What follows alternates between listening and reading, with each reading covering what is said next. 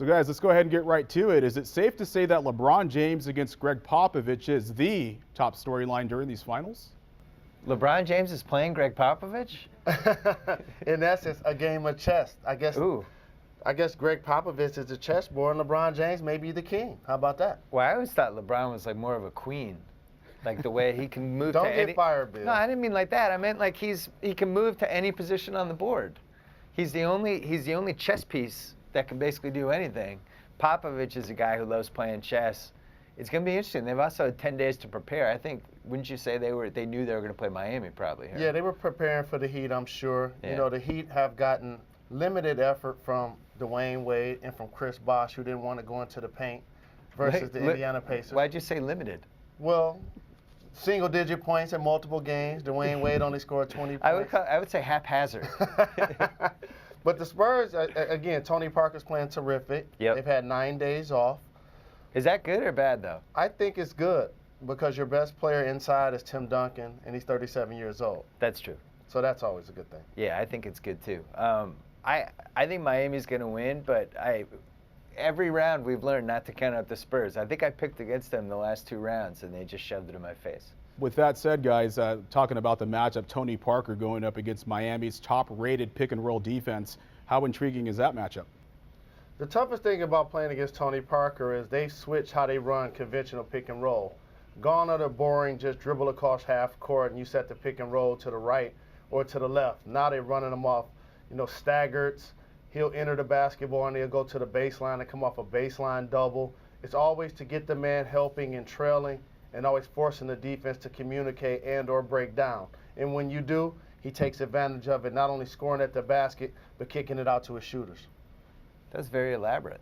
I'm a highly trained professional. I think the thing with Miami is that LeBron James is their best defensive player, but here's a series where there's not really anybody important for him to guard. Like all the guys on the Spurs, all their wing guys are basically just spot-up shooters. And I'm going to be interested to see if they have a lot of problems with Tony, if they just decide, screw it, and put LeBron on him. Because we've seen LeBron guard point guards before. I don't know if they will, but I think it's something you could see at the end of games, maybe in the last 3 minutes. We're like, all right, LeBron, take Tony out. Let's worry about everyone else. How about allow LeBron James to do one more responsibility? Well, lead the team in points, keep loading lead it the team in him. rebounds, That's lead what the team in him. assists, steals, blocks, and guard Tony Parker? Yeah. That's what you got Norris Cole for. Remember, he played him very well when they went to San Antonio. LeBron You're making my point. This is why you have LeBron. LeBron I'm saying do it. Norris Cole did a good job of guarding him, and Mario Chalmers, that's why those guys are getting paid. The Spurs of Miami haven't played a game where all the guys played in like 5 years. Yeah, they sent Tim Duncan home on Southwest. Yeah. That's the one thing we know from this finals is that the Spurs are going to show up, actually, for this finals. How about if Greg Popovich just benches his starters for game 1? It would be a strong statement. So, Bill, we heard your prediction. Now, Jalen, did we hear yours already? I'm taking the Miami Heat in 6 games. I would not be surprised if there's a 7-game series. You can never count out the San Antonio Spurs, but I think people are overlooking the fact that the Spurs haven't gone against a team except the Golden State Warriors. That's my point. Yeah, that's true. I stole that from him. They had to go against dynamic players on the perimeter, and they have LeBron James. You like watching them go against Steph Curry.